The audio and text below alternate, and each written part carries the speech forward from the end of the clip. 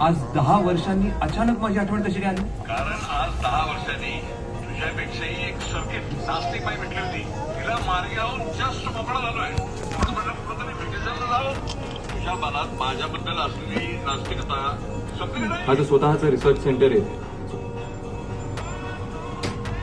ज्या दिवशी तुम्ही इथे याल त्या दिवशी माझ्या मनात तुमच्याबद्दल किती आस्तिकता हेही तुम्हाला दिसेल.